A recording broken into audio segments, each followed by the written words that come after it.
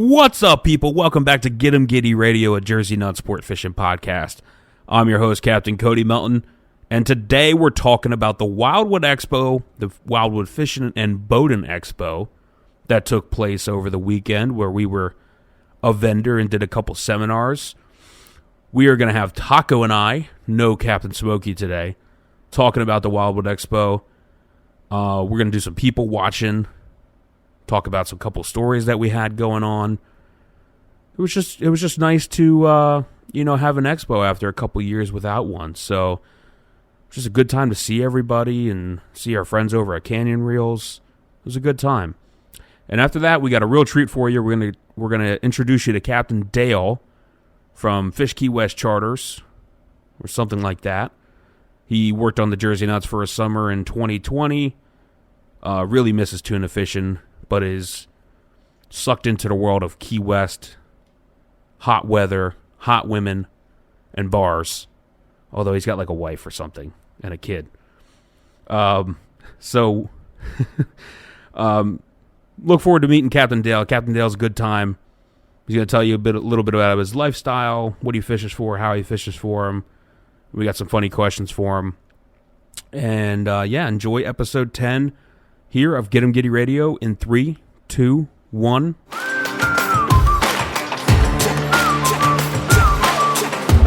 Get Em Giddy.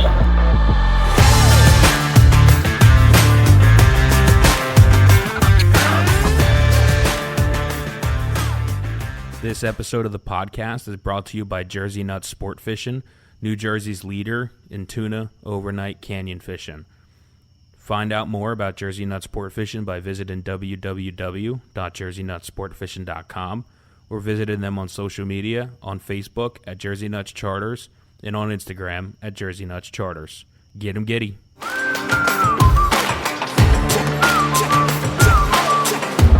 Get Em Giddy.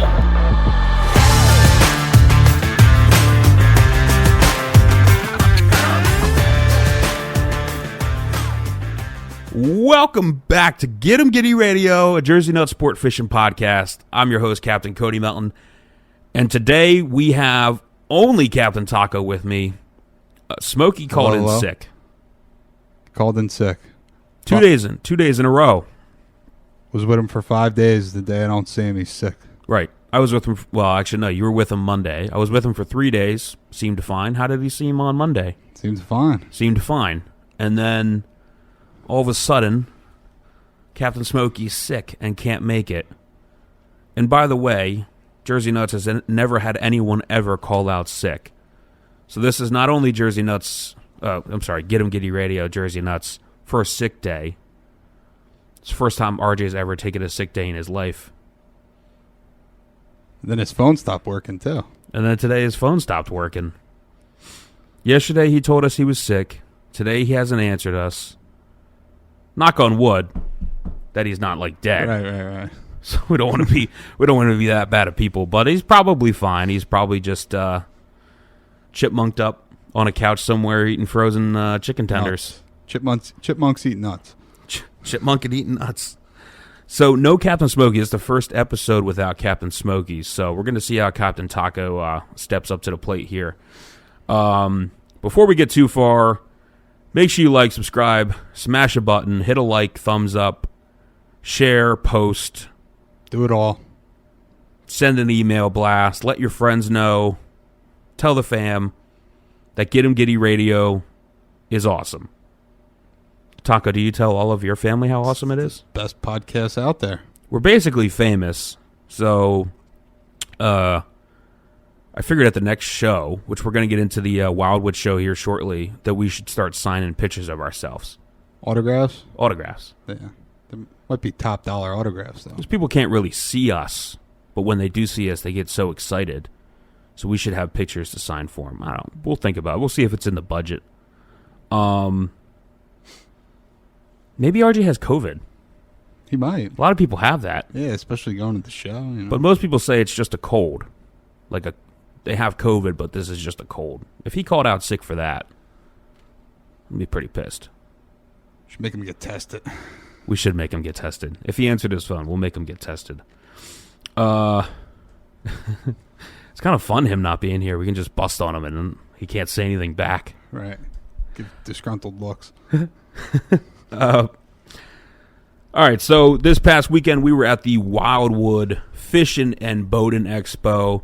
The first show in like 2 years in Jersey. I think I'm thinking the AC Boat Show got done in 2020. I remember everything started getting shut down right before the Edison show. Yeah. Well, we were supposed to do the Edison show, and then it was like a slow collapse over the week before it. Right. Until like 2 days before they canceled it. And so I'm thinking that the AC Boat Show, which is before that, probably happened. I don't know. We didn't have a booth there or anything, but I'm thinking the AC Boat Show in 2020 was probably the last one in Jersey. Edison got the door shut when the vid started going around. So I think we just took place and were a vendor at the first fishing and boating show in New Jersey in like 2 years. And the crowd was pretty good. It was solid. There was a lot of people there on the first morning. The crowd was pretty good. I was very impressed. I know people have been itching to get out of the house, so I figured it would be like that. But with numbers and stuff spiking back up, you never know. Although fishermen are kind of one side of the political spectrum in general. Although there were some people wearing masks. There was. Which, being safe, being smart. No harm, no foul. Gerard Vessels, I think Gerard, I think you say his name, Gerard, is the show, the head show guy, the CEO of the Wildwood. Jerry. Everybody was calling him Jerry. Gerard is his full name that's on my email. Okay. So it's probably Jerry. Gerard's kind of like a long name and kind of an awkward name to say. So Gerard Vessels put the show on. I think he did a fantastic job. The place was pretty full with vendors. I think there might have been like one or two. There was probably, 60-ish booths? I would say there's probably about 60 booths, yeah. Right. I mean, there was what, 1, 2, 3, vendors? 4 aisles worth. Good handful of vendors, good mix of stuff. People were buying a lot. Yep. It was a boat show. They were selling boats. But most of them were already sold. Oh, yeah. Which I guess is an inventory problem. But yeah, there were a lot of boats. There was like there's probably a dozen boats in there. Yeah. Trailers stacked pretty high. I don't know what the deal is with that. I guess it's just easier to transport them like that. Yeah, it must be. I don't know where they selling them. I really don't know. I didn't walk over there. The Mercury dude that like dances, that was in the air and like wiggles all around was oh yeah, what are those things called? Was over there, and it was really loud, so I didn't want to go over there. Yeah, I didn't go over there. But overall, awesome show. I think they had like 5,000 people, which is up from when they even had it before COVID and stuff. So good for them. We had a double booth there. We met a lot of really cool people. It's the first time we've done it. A little bit deeper South Jersey. You start running into like Cape May, Avalon people. Yep. A lot of the vendors were from Maryland and Delaware and stuff like that as well. Yeah, it was like a different world compared to like the Edison show. Yeah. Whereas like up there, it's all like Jersey, New York, Connecticut, PA type stuff going on. Yep. And this was like South Jersey. This was like Del Mar. Like, the line is like drawn in the sand at like LBI. It's like real South Jersey, and it's like people don't talk to people on the other side of the line. Yep. Down to Maryland. They got different names for things. Yeah, rockfish. Flounder, fluke. Flounders and flukes. Rockfish and stripers. Tunas and tuners. Right. Yeah, we had a good time though. We got to meet some cool people. One of the things that's always funny about shows though is like people watching. Watching people. Watching people. I people watch at shows. Remember the guy with the cowboy boots? Yep. On the outside of his pants was strutting his stuff. Must have got some new boots for Christmas. He must have been a Wildwood local. Oh, he definitely got those boots for Christmas. Now that I'm thinking about it, a Wildwood local, some dirty South Jersey, like over there in like the Woodstown area is like an interesting place. But the people watching, right? So in a couple years, we forgot. Like we always put these stickers out at the show, and we learned our lesson back in the past. So anyway, we put these stickers out on the table. Maybe like 30 stickers. Maybe like 30 stickers, right? Yep. And the show opens at 9. And I see like 9:15. There was people like 9:15. There was like someone took a sticker, and like another person took a sticker. I look over, take a sip of coffee. I look back, and all the stickers are gone. Yep. Somebody snagged the whole pile. I was like, you gotta be kidding me. And I go right back. I go, like, we learned our lesson a long time ago. If you leave a stack of stickers, somebody's taking the whole stack. They walk around with those bags that you give away for free, and they just try to fill them up. Oh, yeah. Well, we were giving out the koozies. With freebies. Well, I was going to get into the koozies. Yeah. But the stickers are always, like, people turn into thieves. The dark side of them. Whatever they're going to do with 30 stickers, somebody out there has now 30 stickers of ours. And then I refused to put any more out for the show because that just pissed me off. So if you want a sticker at a show, you have to ask. Yeah. Done with that. So we got good at it before. You put out like 2 or 3 and you like spread them out. So somebody would have to like grab at 3 different places. Right. We made the mistake of leaving them in a stack.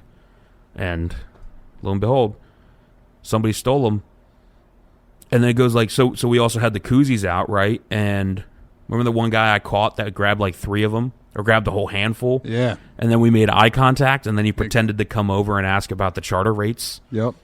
Well, there was people they would walk by, and if you weren't looking at them, they would just put as many in their bag as and you know they feel like they're stealing because it's when you're not looking at them. If you're looking at them... They usually ask you how much if you're looking at them. Yeah. If you're looking at them, they ask you how much. They like hold it up and look at it and make sure like you don't freak out first. Yep. If you're not looking or they don't think you're looking, they just like sweep it into their bag real quick. So for $7, they paid $7 to get in there. They make themselves feel better by stealing a koozie. They were free anyway. So is it really stealing if it's free? Yeah, the way that they did it. Right. Yeah, that's thievery. Well, if you take more than one, I think it's thievery. If you take more than one, it's thievery. If you do it sneakily so that you don't think we're looking, that's thievery. Yep. Well, then we gave a bunch to the beer booth, too. Remember RJ? Mm-hmm. Put a pile over? Well, the one nice girl came over and asked if she could have one for her beer. Yep. Sparked like this genius marketing idea. Let's go stack these up on the table next to the beer thing.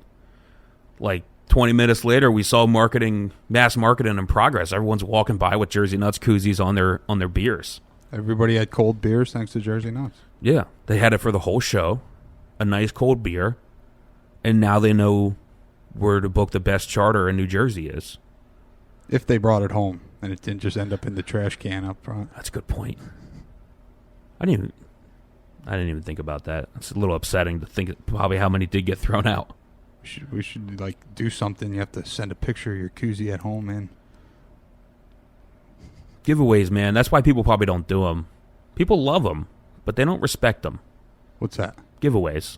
Like koozie giveaways? Freebies. Well, nobody respects koozies. I probably have like 1,000 koozies from like the marine industry. Oh, yeah. But we were the only koozies there, so that made it like primo. I went and looked around. There were no other koozies. Yeah, I don't think I saw any. So we didn't give out the stickers anymore because some guy upset me, or some lady, or some kid, probably a kid, upset me. We don't know. We gave out like 500 koozies.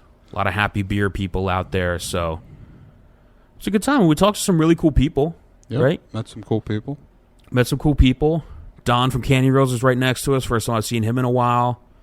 It was great to see Don. Shout out. I know he listens to the podcast. Oh, yeah. So shout out, Don. We'll get him on here sometime because he loves it, and he's going to be awesome for the podcast. Got to get Don on here. We can't go too far. There was a couple things that happened at the show. It was a pretty boring show. Besides, we were given a couple seminars on big eye fishing. So we were the first one both days at 10 o'clock. We were the first seminar. We're giving a seminar on big eye fishing. Earlier in the week, RJ and I usually go like, yo, you want to give the seminar?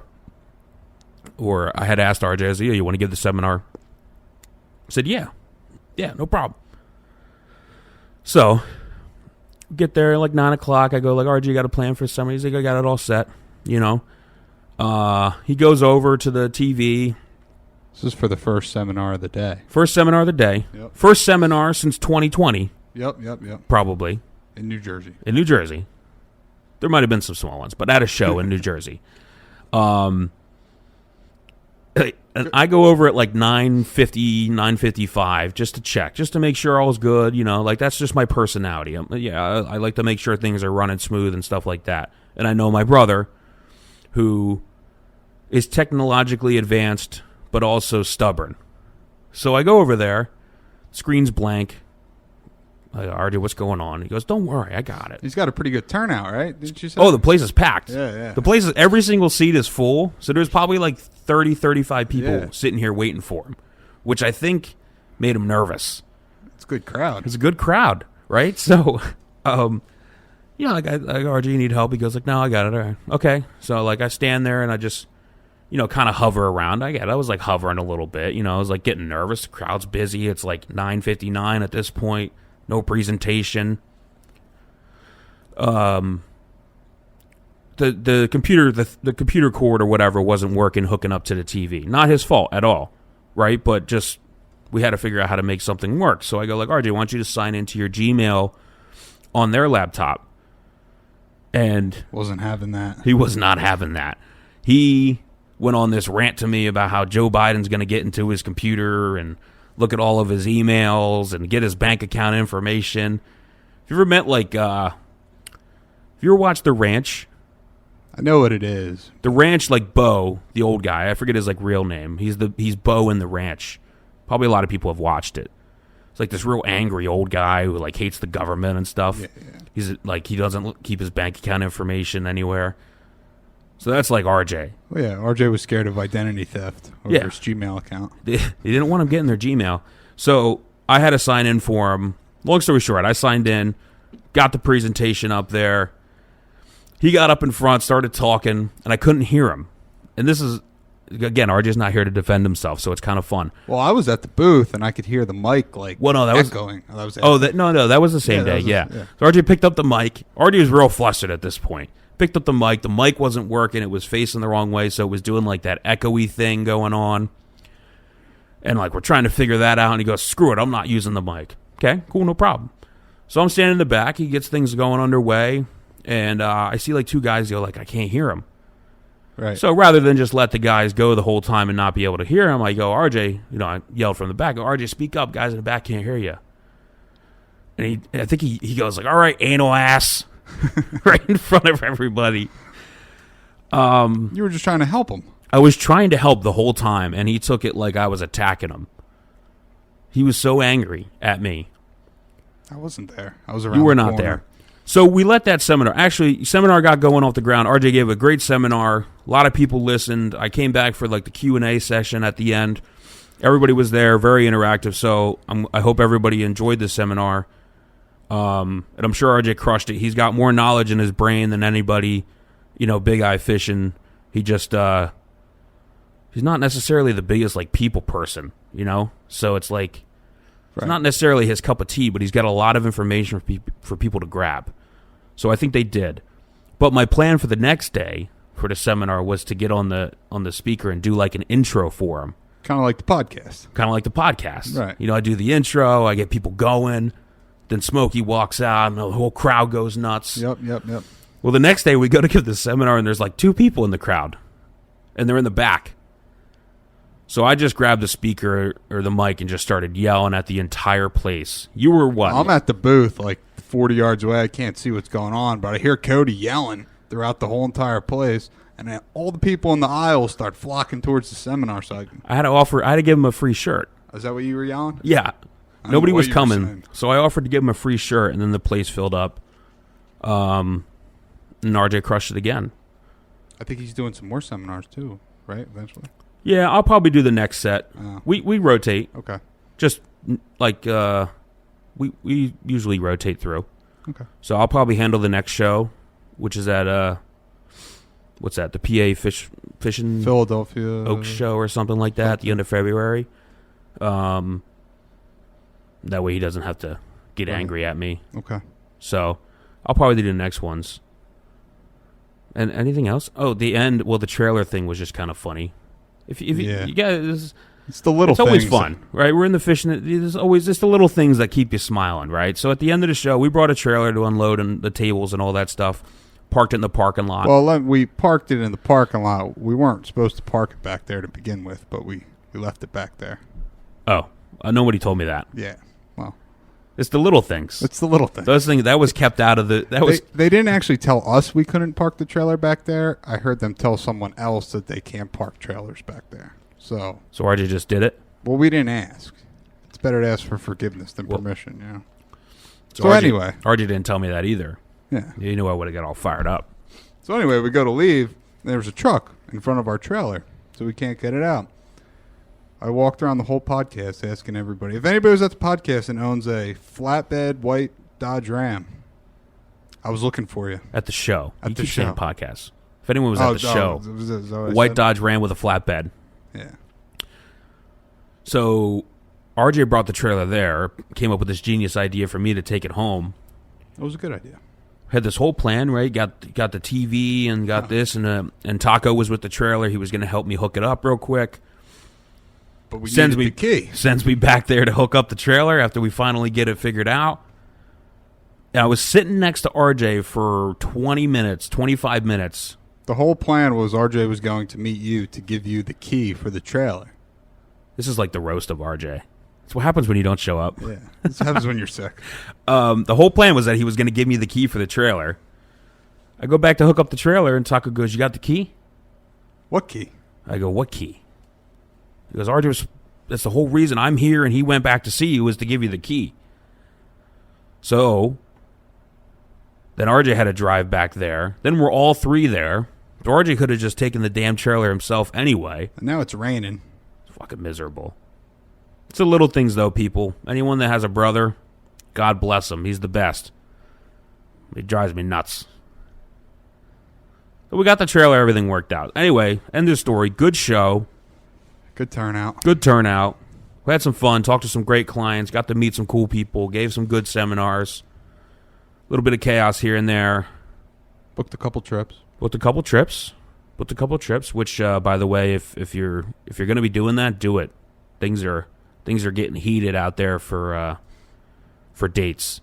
Already gotten to some people I've had to tell that are gone, that I told them they were there the other week, and this whole thing starts to happen now. And go online. The schedule's right online, right on the website. Book your date.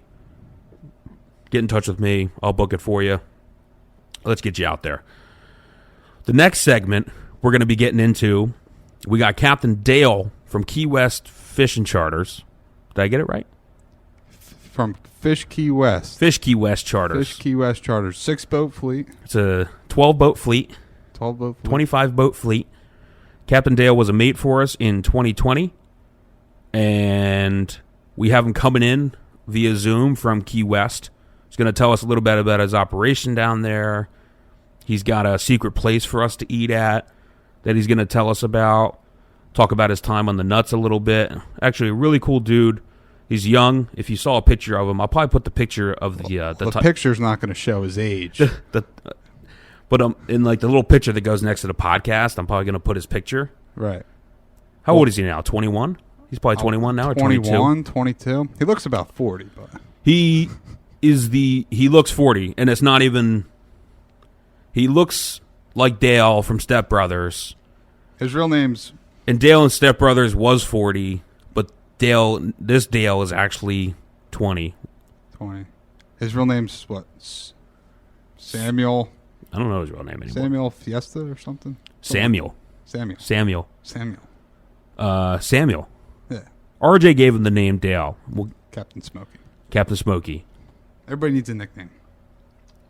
He looks like a Dale, though. I'm telling you guys, look at this picture that I'm going to put next to it. I have to find a good one. And you tell me that if he looks more like a Sam or a Dale, because he looks just like Dale from Step Brothers.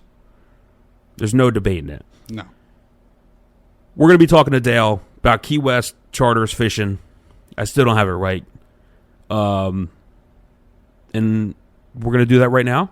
Right now. All right. And we're going to Dale right now.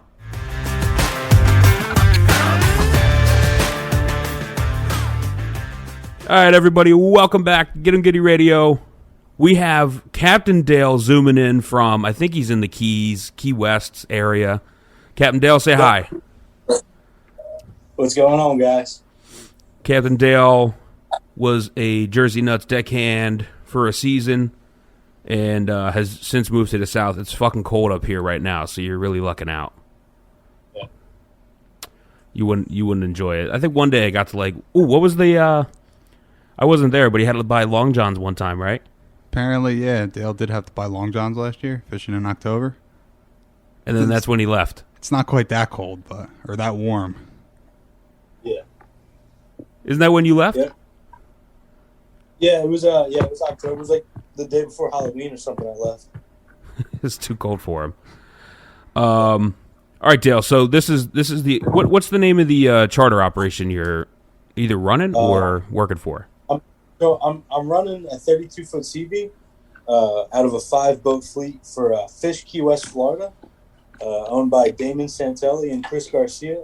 They've been charter fishing Key West for like over 30 years, commercial and charter fishing. And, pretty renowned for the area. You know, we're in with all the big concierges like the hotels and all the big ones and that stuff. So yeah, I've been around for a while.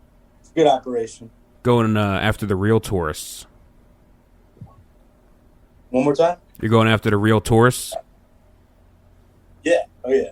I mean, we've got a bunch of repeats. I've got several myself, and you know, there's guys that only fish with Chris and Damon, but we probably it's probably a 70-30 split on tourists versus repeats. Oh, you do have a lot of local people that kind of or somewhat local that continuously hop on. So the repeats would more be like they are tourists, but they come to Key West a lot and they fish with us for a reason, you know. There's actually a guy from New Jersey. His name's Gary. He was like a world-class bull rider, and I met him from my last job at Fish Monster, and he's only ever fished with me since. He comes down like 5 times a year, fishes several full days, and another guy from Ocean City, Maryland. I'm actually fishing him the end of this month. Who I met at Fish Monster, and he just comes to Key West 3, 4, 5 times a year, and he's just always fishing with me now. We should probably. I was just thinking we should probably. His real name is Sam, right? Is that your real name? Yeah, Sam Festa. We got the name Dale from us. Do you go by Dale down there or no? No, usually Sam. Nobody knows you as Dale down south? No one knows me as Dale. Does everybody do the same thing you're not really a Sam, you look more like a Dale? I mean, I've heard different things like that, but I don't know, just a nickname has never stuck. You can't give yourself a nickname. So. No. Well, Captain Smokey's not with us, but he was the one. And I remember for a while that he would call you Dale. And I remember I had only seen like the email you sent us, and your name was definitely Sam on the email. But RJ only referred to you as Dale.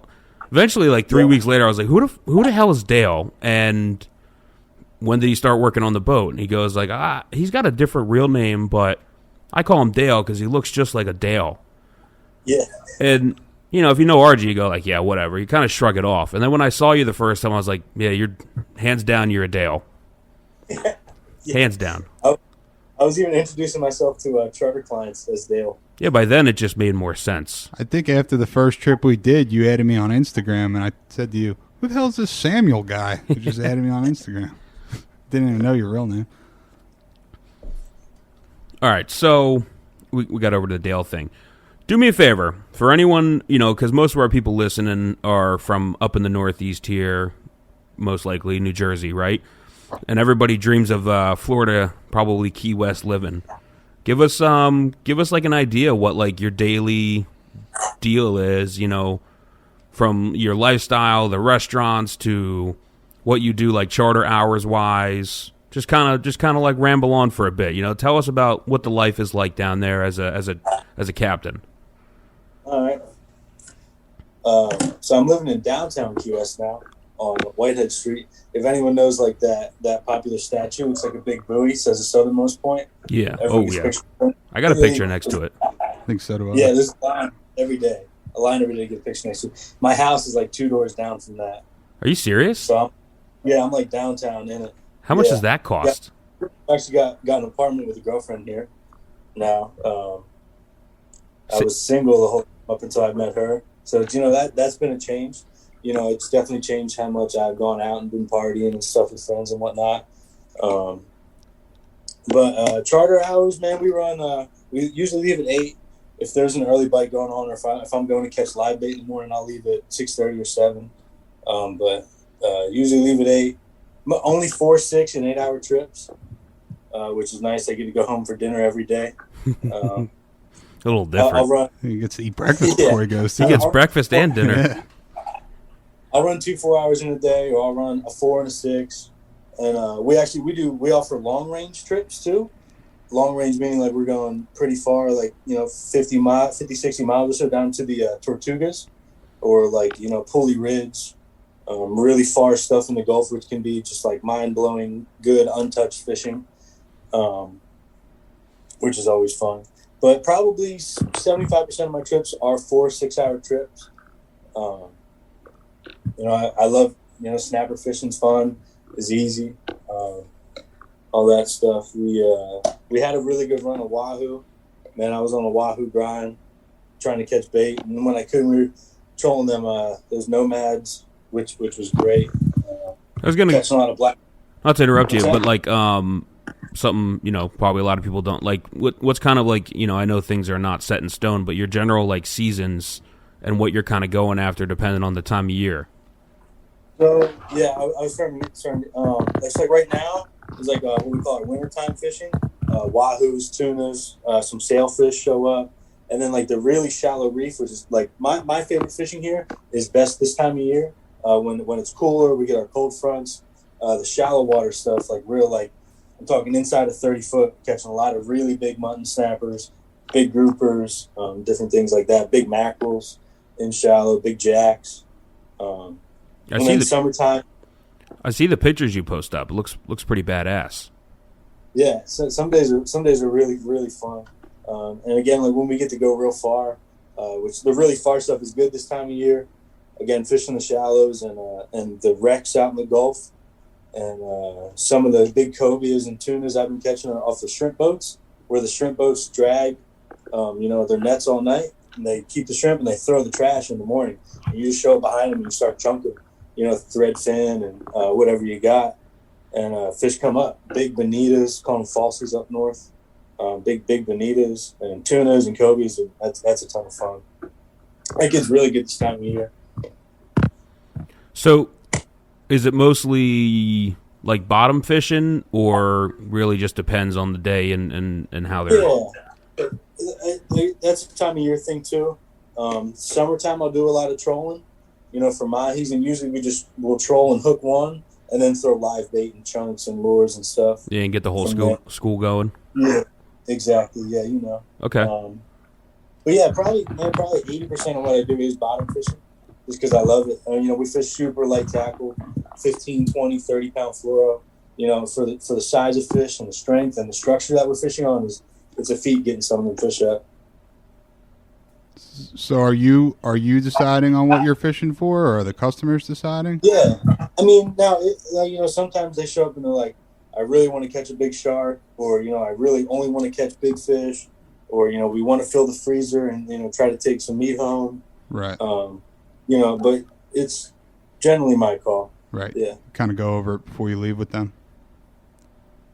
That's a good question. So like when they book with whatever, it's kind of just whatever you take them for. They kind of just book a 4-hour trip, and you kind of do your best to bend rods, right? Put them on the best situation. Yeah, and generally a 4-hour trip, I just go snapper, grouper, sharks. Just anchoring on the reef, dropping chum, flatlining baits. Fishing bottom baits, fishing live baits. It's just the most guaranteed action. People come to me and they got a 4-hour trip booked, and it's not always their fault that they don't know. They'll come to me with a 4-hour trip and like, I want to catch sailfish and sharks and a big grouper, and it's one or the other. With a 4-hour trip, you pick a game plan and you stick to it. The same thing happens to us. They go on like a striper trip and they want to catch a tuna, and you go, that's just not going to happen, buddy. Yeah. Yep. So these reefs are pretty close then, if you're doing them on 4-hour trips. Like how far? 4-hour trips, got to stay, within like inside of. I've got a pretty fast boat. Right. 32 seater, 300s on the back. I can get going. wherever I want to go pretty quick. But I keep it inside of like 10 or 15 miles on a 4-hour. And, even 15 is pretty far. Yep. Ooh, yep. we can hear you really well like that. Don't move. Okay. All right. Yeah, that's cool. So, I mean, you just have all kinds of different... Do you have any times a year where it's just, like, not the best? Or is there I mean, there's probably always something down there, right? The end of summer, so it's the transition periods that get weird. The end of summer when all the big mahi move out and it's crazy hot, I'm talking like 100-degree days with 0 winds. It's a half a knot out of the south. Fishing is tough then. There's no current, there's no tide, there's no wind, there's no all the big mahi are gone. You can go out and you can catch a million. 20-inch mahi, or some of the wrecks can be okay, but yeah, the end of summer is like my least favorite time. Definitely, that is really, really, really tough to put a catch together there at all. I got you. And it's just like the transitional times, like I said. So like the summertime, and then you get into like to your winter time. Like before all the tunas and the wahoos show up, it's definitely a little slow, and then transition to the springtime.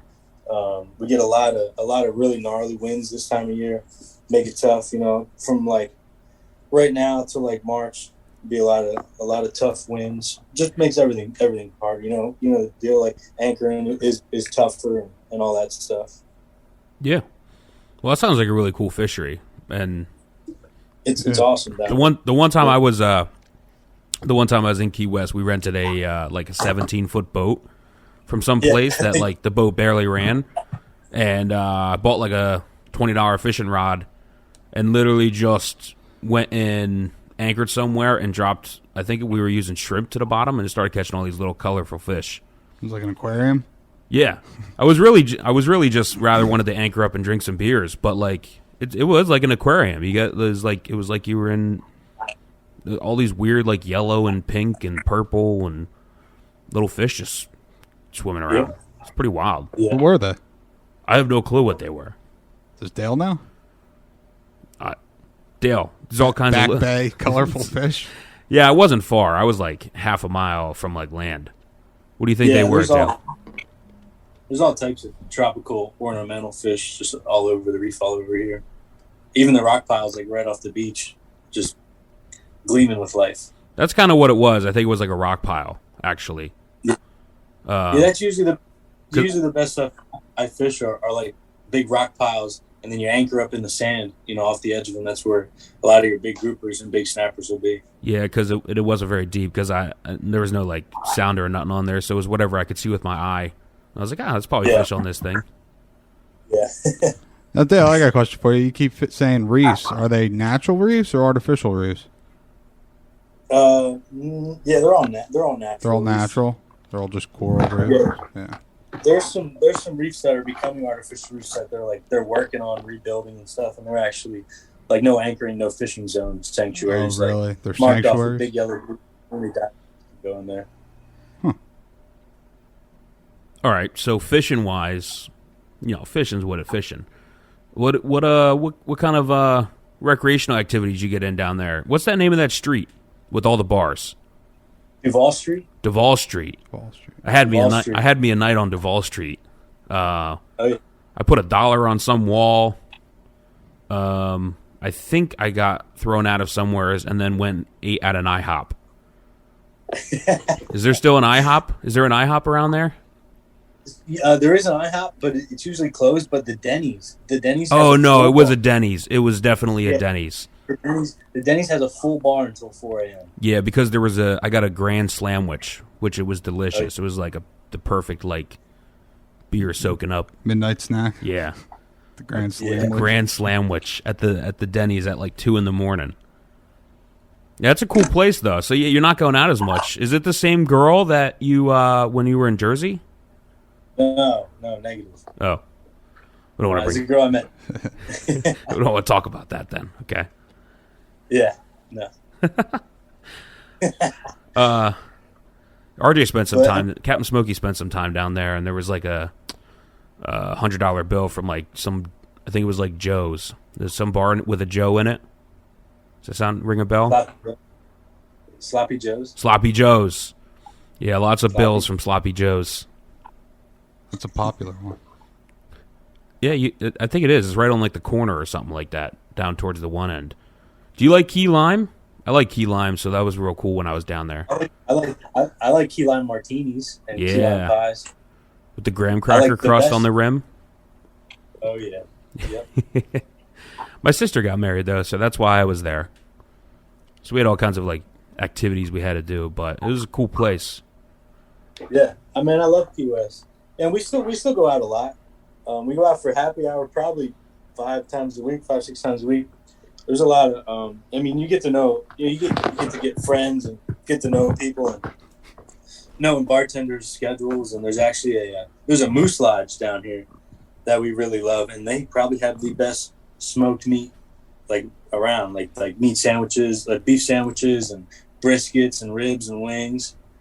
It's some of the best I've ever had. It was going to be my next question, is if you had like a secret place that you would suggest for people to go eat, hang out at, that maybe is not so touristy. It would probably be the Moose. It's guaranteed to be all locals, you know, and they, like I said, they got the best like pit beef and stuff around, which is like my kind of heat. The Moose Lodge. Good beef sandwich. The Moose Lodge doesn't really fit in. The name doesn't really fit in with Key West. No, you wouldn't think there'd be a Moose Lodge down here, but there is. They have a moose in it? A real moose? I don't think any real meese are there. No. Is multiple moose meese? I'm pretty sure, yeah. I think. The plural. Taco, you're a big goose hunter. Is multiple goose geese? Goose is geese, but moose is moose.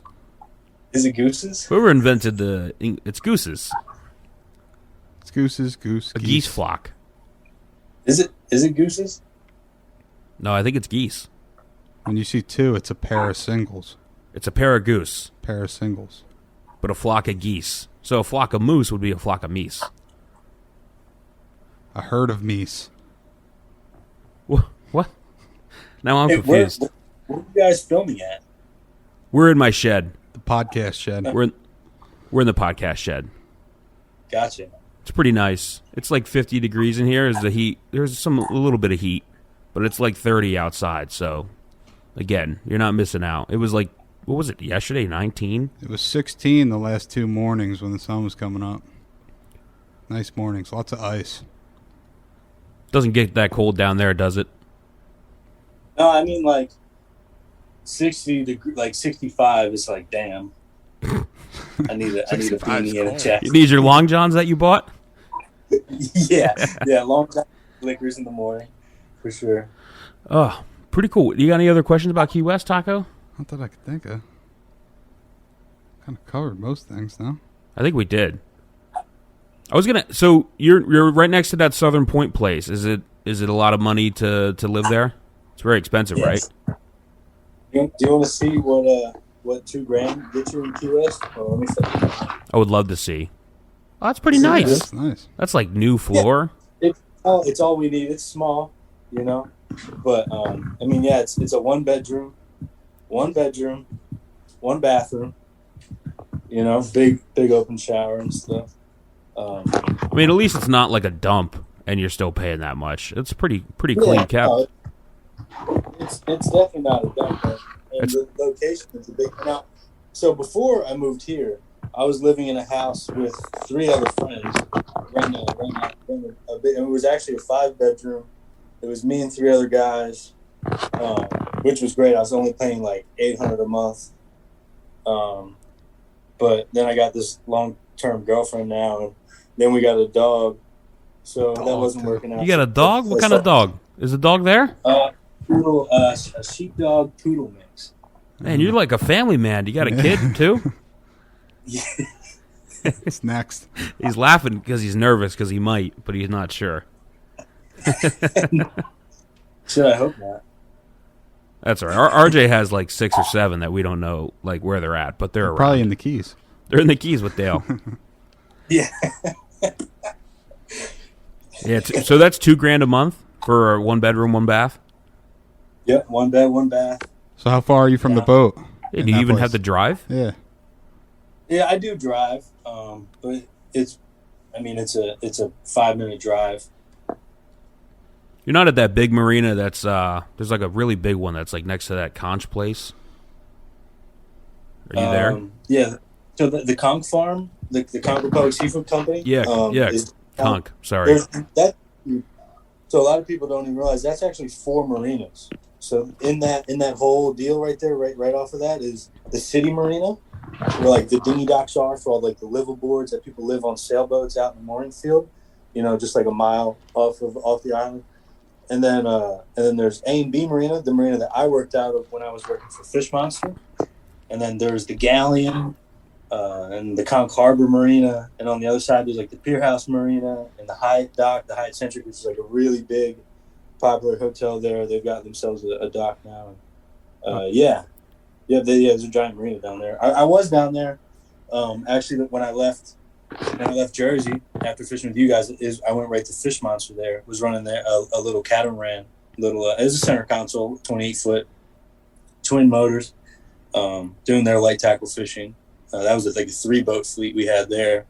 And then I got this job that I'm at now offered back in like June, and I just took it and ran because it was a bigger, faster boat, a little better money and all that, so more trips and stuff.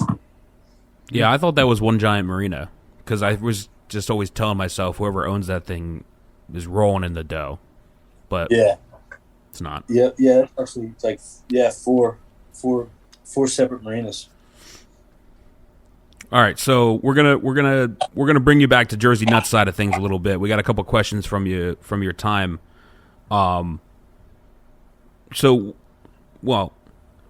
You worked on the Jersey Nutz for a tuna season, right? Basically June through October. Why don't you give us do you have a best and worst memory of your time? Best and worst memory of my time. We're kind of throwing these at your spot, or just any memories, anything that stands out to you. Yeah. I know my best. Cody, I'll be honest. One of the worst memories I have is that day. It was me, you, and Taco. The Seaboat. I knew you were going to bring it up.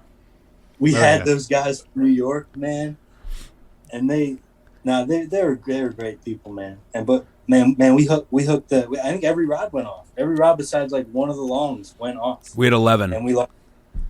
Yeah, yep. We lost every fish besides one. And all of like the chains and the spreader bars were like cut at like different lengths, like where the birds got cut, and like we didn't know if it was chafe or like wahoos. And for some reason in my head, I told myself like other tunas or wahoos like ate the chains above where they hit. Where I didn't know, but yeah, that one left a sour taste in my mouth as a mate. Well, yeah, that was a bad moment for everybody. That was first thing in the morning. Yeah, first thing in the morning. Nobody, the guys, normal charter customers didn't exactly know what was going on. And it was definitely, because I've had it happen before, now evaluating and looking back on it, we had a handful of big eyes come up, and then we had a bunch of wahoos come up at the same time. But we had no clue what was going on at the time, because when you have 11 rods go off, you have 11 rods go off. And I don't think anyone was in the cockpit. I think Dale was in the cockpit by himself. Or just Dale. I was in the cockpit. Matt was inside. Well, one of you guys was definitely in the cockpit, but yeah. Yeah. And just one by one, well, all the wahoos ended up biting through, right, and all the spreader bars were shredded and stuff. One by one, we're losing fish, and then we had like a big eye up and down next to the boat and pulled the hook. Yep. Yeah. And then we landed that one little one. Yeah. It was like a 120. Yeah, that was rough. I remember that too, though. So that's just that was. I remember walking out of the door, and it's just Dale in the cockpit holding the rod with a fish on it, and there's 10 other rods around him just dumping line. And no customers. Yeah. Tough moments happen. Yeah. I just remember just trying to stay as happy as possible for the guys, for the clients. I didn't want them to get a bad taste in their mouth for us either. So. And they were very happy. I mean, that was shitty, though. We still crushed it. I still think we caught a bunch of yellowfins and the one big eye. We had a really good trip, regardless of whatever happened in that situation. But I mean, most of them were wahoos. I mean, because we ended up, once we got back to the dock, looking over everything, and seeing stuff just bit through and, teeth marks on everything, and you kind of understand what happened to most of them. And really looking back on it, because I've thought about that a lot, I think we really only lost that one other big eye that was up and down next to the boat where the hook just pulled next to the boat. So that was my worst. That was like my worst moment from last 2020 anyway. So we're on the same boat there. What about some good? What about Happy Dale? Any Happy Dale moments? And I had a couple days there with RJ. Me and Ben really hit a stride together, man. We catching really quick limits of yellowfin. That was a ton of fun, man. That was great. When the chunk bite, actually, I think one of the best days, one of my most favorite days that sticks out is the day. It was me, you, and Matt, Cody. Me and Matt were on the deck. We were chunk. We had that really good chunk bite, and I think we went like 17 for like 19 or something on light tackle. Yeah, we had some really, really epic chunking fishing last season. And we were. Oh, you know what was that day? We were all by ourselves that day, Cody. Oh yeah, I know what you're talking about. So the trip before that, like I think the trip before that, like you were with me for a couple of trips there, and I was running back from where we were, and I marked a spot where I saw a bunch of birds and whatnot, right? And we went back out there, and we were all by ourselves. I think we actually stopped. Or we stopped that for a day second. Before we stopped, we threw like one live we bait stopped out. for a second on the way. Yeah. And I was like, "Oh, we're coming back here," because it might have been that afternoon. It might have been right back out that afternoon, that trip. And when we got there, it was just all by ourselves. And then I think RJ ended up hopping and coming over, right, or something. I think he showed up or no. I don't know, whatever. Yeah. We were getting peanuts from him out there. Yeah, we got peanuts from him. Yeah, that's true. Because he's got the better live well set up. Zach and Zach's cousin were on the 53 with RJ. Yeah, making RJ all upset. Captain Angry and Captain Angry Smokey. Yeah, that's definitely a good memory. So, I don't know. That's really all the questions that I was going to interview you about. Do you ever come back to Jersey? Dude, I want to bad. Yeah, it's funny. I've been talking about it more than you would think with my girlfriend here, saying, "Man, I want to work it. Just need to work it out with my bosses, and I want to come back for like an early like the end of bass season maybe." Well, I really wasn't trying to put you on the spot there. I was just asking if you ever come back and visit. I was just if you come. Have you been back? Of course, we want you back. Right. I was man. I think about coming back more than come to see my mom. But yeah, I came back for my sister's wedding, and then I was just home there for Thanksgiving. It was my birthday and Thanksgiving in like the same couple of days. So I came home to see my mom. Yeah, yeah. Actually, I did know you were back at some point. Yeah, that was the question. I wasn't trying to throw you on the spot there, but see how nervous he is. Yeah, you got to give us an answer. He gave us an answer. He keeps telling me he's trying. I want to, man. I want you to know that I want to because I really do bad. Listen, you got a sweet gig down there, man. There's no hard feelings there. Just definitely would love to have you back. If it ever worked out for your schedule or whatever like that. So yeah, I'll work it out even I can only catch so many yellowtail snappers, Cody. I think it would be like, and I think that's why a lot of people do it. I think it would be like a nice refresh. You come back for like 3 months up here, kick some tuna's ass for a while, and then you go back to catching little fish that don't take any drag, and warm. You got lighter tackle when they don't take drag. Man. You always stay warm that way. You're only up here in the summer, and then you're back in Florida for when it's cold. It's perfect. You don't even need long johns. Yeah, yeah. Live in board shorts. Yeah, one pair of shorts is all you need. All right, yeah. So, like I said, that's all the questions I got. Taka, you got anything else for him? Not that I could think of. Captain Dale, actual Captain Sam from what's the company again? Sorry, Fish Key West. Fish Key West Charters, down there in Key West, Florida. If you're going to Key West, go with Captain Dale. I'll tell you, you're gonna have a hell of a time. He's a fun dude. At least get some laughs. His name is actually Sam, so you might have to actually request him that way. Unless I'm going to send Fish Key West an email and let the bosses know that his name's actually Dale and he's been lying to him, so they change it. But basically, yeah, man, I appreciate you hopping on for us a little bit on Zoom and letting us know about Key West, and it was nice to see you, man. Yeah, right back at you guys. And we'll be in touch. Thanks, Dale. Can I get a Get 'em Giddy before you go? Get 'em giddy. Get 'em Giddy. All right, I'll see you, Dale. All right, fellas. Good talk. Thank you for tuning in to Get 'em Giddy Radio, a Jersey Nutz Sport Fishing podcast. Captain Taka, you know what to do. Get 'em giddy. And get 'em giddy.